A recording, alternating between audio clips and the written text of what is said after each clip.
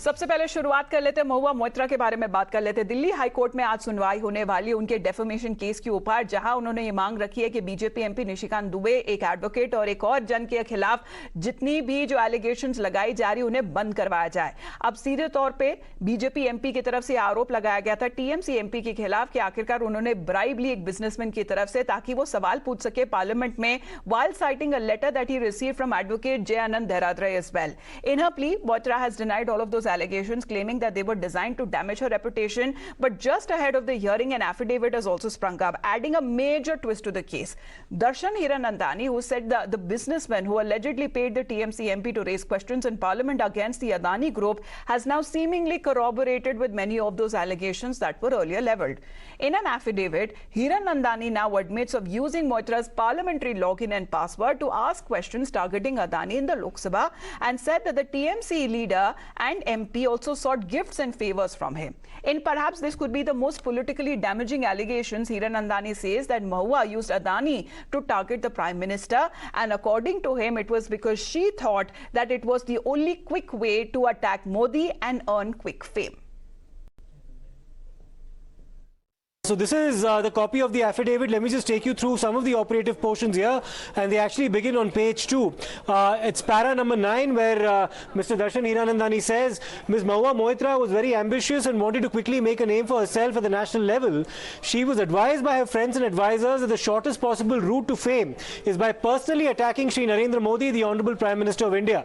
The only problem was that Shri Modi enjoyed an impeccable reputation and was not giving any opportunity to anyone to attack him in policy, governance or personal conduct. As was her warn, she thought that the only way to attack Shri Modi is by attacking Shri Gautam Adani and his group, as both were contemporaries and they belonged to the same state of Gujarat. She was helped by the fact that the rise of Shri Gautam Adani had created jealousy and detractors among some sections of businesses, politics and media, both within and outside the country. So she expected support from these sections in her endeavor to malign and embarrass the Prime Minister by targeting Shri Gautam Adani. She knew that Indian Oil Corporation, preferring to get into a long-term offtake agreement with Dhamra LNG, a joint venture company of the Adani Group, and not with my companies. Based on this information, Ms. Moitra drafted a few questions that would have elements to embarrass the government by targeting the Adani Group, questions that she could raise in Parliament. She shared with me her email ID as Member of Parliament so that I could send her information and she could raise questions in Parliament. I went along with her proposal. So this is of course where it all starts, the cycle of putting up questions in her capacity as Member of Parliament to extract answers from the Union ministers. Here's the other damning portion in para number 11. She says, Mr. Hiranandani says, she told me that she was particularly happy with the response and support she got from the opposition members and certain sections of the media. She therefore requested me to keep supporting her in her attacks on the Adani Group and provided me her Parliament login and password so that I could pose the questions directly on her behalf when required. हम detailed response के बारे में भी बात कर लेते हैं। आखिरकार टीएमसी एमपी महुआ मोइत्रा के बारे में क्या कहा गया है, specially when it comes to that signed affidavit by businessman Darshan Hiranandani that corroborated BJP legislator Nishikant Dube's claims about her allegedly receiving money and gifts for posing certain questions in Parliament. फिलहाल अपने जो गेस्ट हैं उनको introduce कर देते हैं। हमारे साथ अभी आज सुबह जुड़े हुए मॉर्निंग न्यूज आवर में तुषार गुप्ता और निखिल जैन। आप दोनों को गुड मॉर्निंग, नमस्कार। तुषार, अब किसकी आपको लगता है मुश्किलें बढ़ती हुई नजर आ रही है, क्योंकि आज सुनवाई होने वाली है दिल्ली हाई कोर्ट में और कल शाम को इतना बड़ा ट्विस्ट सामने आ जाता है? देखिए, अगर मुश्किलें बढ़ रही हैं वो सिर्फ महुआ मोइत्रा के लिए हैं।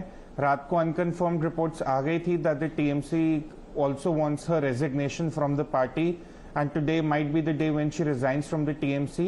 देखिए, यहाँ पर पॉलिटिकल वेंडेटा का भी केस नहीं है, जैसे कांग्रेस या ऑपोजिशन पार्टीज को पसंद है क्लेम करना कि देखिए वेंडेटा हो रहा है। यहाँ पर जो एक कॉन्स्पिरेसी में हिस्सेदार थे वो खुद अप्रूवर बन गए हैं। उन्होंने बैग्स दिए, उन्होंने डायमंड्स दिए, उन्होंने महंगा फुटवेयर दिया, उन्होंने पैसे भी दिए हैं। तो यहां सवाल 3-4 उठते हैं। पहला सवाल, क्या महुआ मोइत्रा अपना पार्लियामेंट्री क्रेडेंशियल्स किसी के साथ शेयर कर रही थी जो वहां पर क्वेश्चन पोस्ट कर रहे थे अडानी के against towards certain parliamentarians to draw certain information which would have influence policy making? पहला सवाल तो ये है। दूसरा सवाल ये है, चाहे हीरानंदानी आज अप्रूवर बन गए हों, बट वो भी कोई उनके भी कोई करप्शन चार्जेस खत्म नहीं हो जाते उससे, पर क्या उन्होंने महुआ मोइत्रा को एज अ पार्लियामेंटेरियन ब्राइब किया था टू आस्क स्पेसिफिक क्वेश्चंस? ये दूसरा सवाल है। तीसरा सवाल, अगर ये चार्जेस प्रूव होते हैं या महुआ मोइत्रा इनको डिनाई नहीं कर पाती, क्या टीएमसी उनको पार्टी में वापस रखेंगी? क्या अलायंस पर इस पर अटैक होंगे बीजेपी के द्वारा? क्योंकि देखिए, अगर ये बीजेपी एमपी पर कैसा कोई केस होता, कांग्रेस अपना निशाना साधी, सारी ऑपोजिशन अपना निशाना साधी। आज महुआ मोइत्रा कोई ऐसी अनजान एमपी नहीं है, she is a very well known MP. उनके पार्लियामेंट में काफी डिबेट्स रहे, काफी लेक्चर्स रहे, बट आज देखिए टीएमसी खुद उनको डिफेंड नहीं करना चाहती। हमने ममता बनर्जी से कुछ नहीं सुना है, हमने डेरेक ओब्रायन से कुछ नहीं सुना है। पूछा जा रहा है बीजेपी की तरफ से लगातार, निखिल, क्योंकि आप इस पे क्या जवाब देंगे? टीएमसी क्यों नहीं अपनी नेता और एमपी के साथ खड़ी हुई नजर आ रही है आज?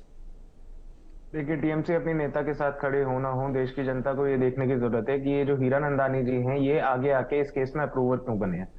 क्या उनके खिलाफ कोई क्रिमिनल चार्जेस थे? क्या उनके खिलाफ कोई एफआईआर थी? क्या उन्हें पार्लियामेंट्री कमेटी ने बुलाया था? आप मुझे ये बताइए कि जब ये कहते हैं कि हाँ मैंने महुआ मोइत्रा को पैसे दिए सवाल पूछने के लिए पार्लियामेंट में, वो खुद एक क्राइम एडमिट कर रहे हैं।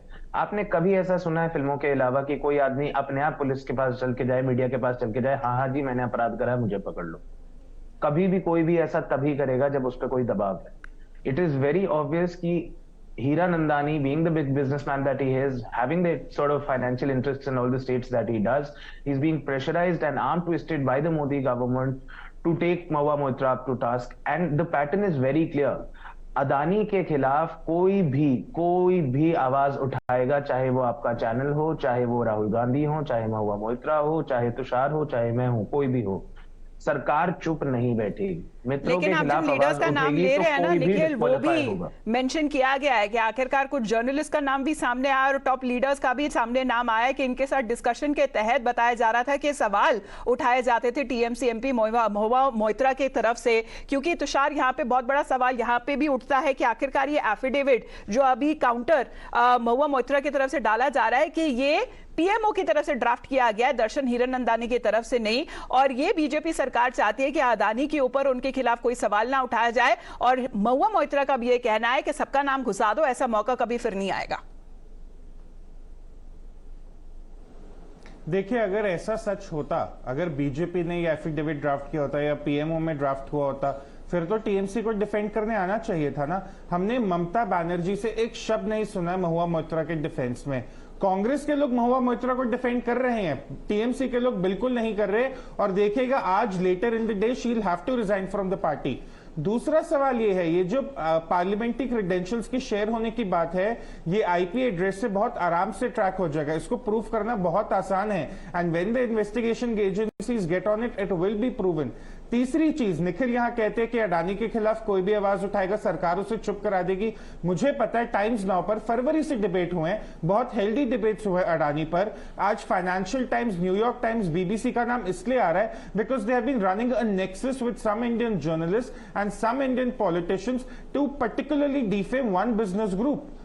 तो अगर ये पूरा नेक्सस है, महुआ मोइत्रा सिर्फ यहाँ पर एक जैसे शतरंज में एक प्यादा होता है उतना ही उनका रोल है, पर वो एक्सपोज होना चाहिए, वो इन्वेस्टिगेट भी होना चाहिए। निखिल, आरोप लगाया जा रहा है क्विड प्रो को का किसमें और कौन-कौन मतलब मैं आपके व्यूअर्स के सामने सिर्फ एक सवाल रखना चाहता हूँ कि देश के सबसे बड़े पत्रकार, दुनिया के सबसे बड़े मीडिया हाउसेस, सबसे बड़ी ऑपोजिशन पार्टीज के प्रमुख नेता, ये सारे मिलके कॉन्स्पिरेसी कर रहे हैं ताकि एक इंडियन बिजनेसमैन जो बर्मीज आर्मी के साथ डील करता है, जिसपे न जाने कितने एलिगेशंस हैं, उसके खिलाफ उसका साम्राज्य गिरा सके। तो है इस बात में कोई कि like everybody in the world is conspiring against Mr. Gautam Adani because Modi ji used to fly around in his jet.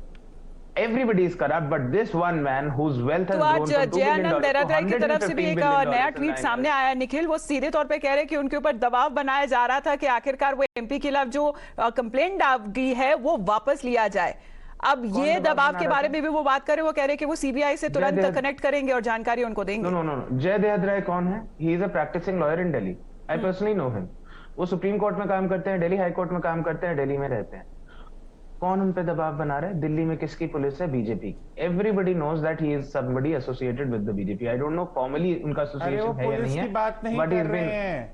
कौन दबाव बना रहा है? क्या टीएमसी के गुंडे आके दिल्ली में एक वकील को जो बीजेपी एसोसिएटेड है उससे धमका ले रहे हैं? वही वो दिल्ली पुलिस क्या कर रही है? अमित शाह क्या कर रहे हैं? पूरा ट्वीट तो पढ़िए सर। तो एक्रिमोनियस पर्सनल हिस्ट्री की भी तो बात की जा रही है ना तुषार। ट्वीट तो पढ़िए, वो क्या कह रहे हैं, उसका तात्पर्य क्या है, उसको समझने को कोशिश तो करिए। तो आप बताइए ना तुषार कि कौन सा दबाव एक लॉयर पे, रूलिंग पार्टी एसोसिएटेड लॉयर पे बनाया जा सकता है? कांग्रेस को ज्वाइन ना कर लें आज, पर ये बात समझनी पड़ेगी। देखिए अडानी के अगेंस्ट महुआ मोइत्रा की तरफ से सवाल उठाए गए हैं पार्लियामेंट में, वो उनका हक है, उसमें कोई गलत नहीं है। किसी बिजनेस ग्रुप के अगेंस्ट सवाल उठाना किसी भी पार्लियामेंटेरियन का हक है। राहुल गांधी दिन रात अडानी करते हैं, कहते हैं अगर आप बटन दबाएंगे आपका पैसा अडानी को जाएगा, वो कहना उनका हक है। उस बात में कितनी समझदारी है वो अलग एक डिबेट है। पर आज सवाल यह है कि महुआ मोइत्रा ने अगर सवाल पूछे हैं, क्या उन्होंने किसी बिजनेसमैन के बेहेस्ट पे पूछे हैं जो उनके पार्लियामेंट्री क्रेडेंशियल्स थे? क्या उसमें लॉग इन करके किसी और ने सवाल ऐड करे हैं towards certain parliamentarians to draw certain information? जो पहला एफिडेविट आया था इस लॉयर के द्वारा, उसमें साफ लिखा गया था that Mahua Moitra was directed to ask certain questions related to policy making in certain areas towards certain parliamentarians, ताकि वो कुछ इंफॉर्मेशन। लेकिन तुषार, अगर ये एफिडेविट कोर्ट की तरफ से एक्सेप्ट कर लिया जाता है तो आपको लगता है कि टीएमसी एमपी को भी बुलाया जाएगा ज्यादा जानकारी के लिए? देखिए, in the course of investigation Mahua Moitra will have to be called. क्या वो आज होता है ये कहना मुश्किल है, बट अगर ये एफिडेविट एक्सेप्ट होता है कोर्ट में, she will have to cooperate with investigation agencies, चाहे आप तो वेंडेटा पॉलिटिक्स बोले या कुछ भी बोले। और जो एलिगेशंस लगाए गए, देखिए जो अप्रूवर बने, जो कह रहे कि मैंने ऐसे ब्राइब किया है, he is no saint, let's be very clear about it, he is no saint. But at the end, there will be sort of an investigation if the goods were. तो निखिल, आप मान रहे जांच होनी चाहिए और सीधे तौर पे जांच होनी चाहिए, and pending probe TMC MP should step down. ये सवाल तो हमने भी सुना है कि अभी थोड़ी देर पहले शहजाद पूनावाला से भी हमने बात करी, उनका सीधे तौर पे कहना है कि जवाबदेही आखिरकार टीएमसी की लीडरशिप की बनती है, ममता बनर्जी की बनती है। तो बेसिकली कोई भी दो लोग आके कहेंगे और बोलेंगे कि मैंने फलाने सांसद को पैसा खिलाया और सांसद को अपनी सांसदी छोड़ देनी चाहिए। Does it make any sense? Let the allegations be proven. If indeed the allegations are true, she should be disqualified. इसी पे चलती है, हेरसे पे। कौन सी हेरसे पे चलती है? नहीं, आपकी तो पूरी कांग्रेस पे चलती है। राहुल गांधी फाइनेंशियल टाइम्स के किसी दो जर्नलिस्ट का आर्टिकल उठाते हैं और बोलते हैं कि अडानी एकदम करप्ट है, प्राइम मिनिस्टर करप्ट है। आप हेरसे की बात कर रहे हैं। This is a signed affidavit. No. This is not something that has just been tweeted. A Financial Times investigative report is different from an affidavit given by a BJP associated lawyer. How are we equating the affidavit given by a BJP associated lawyer with an investigative report of Financial Times? That investigative report has been shunned by the market, Nikhil. Have you even seen the stock market? The market is not the arbitrator. Sure, the market is not the arbitrator. They're not the adjudicator. They're not going to decide what truth. So is not the Congress. So many. ये बहुत आसान है निखिल, ये hypocrisy बहुत आसान है। कोई journalist अगर अडानी के बारे में लिखेगा, चलिए आज देखा जाएगा जब ये सुनवाई दिल्ली हाईकोर्ट में होगी और when it is be taken up today. लेकिन ये बहुत बड़ा आरोप लगाया जा रहा है। अब यहीं पर अगर अक्यूज्ड अप्रूवर टर्न हो गए तो उनके ऊपर जवाबी कार्रवाई में क्या होगा और क्या मांग अभी रखी जा रही है महुआ मोइत्रा की तरफ से, क्योंकि वो कह रहे हैं उनका कि एफिडेविट व्हाइट पेपर पे है, ये ऑफिशियल लेटर हेड या नोटराइज भी नहीं है। लेकिन आखिरकार जो अभी जय अनंत दराइदर की तरफ से भी जो कहा गया कि उनके ऊपर दबाव बनाया जा रहा था कंप्लेंट वापस लेने का, उसके ऊपर ही आज हमारी पूरे दिन भर नजर रहेगी। तुषार, निखिल, आप दोनों का बहुत बहुत धन्यवाद हमारे साथ जुड़ने के लिए।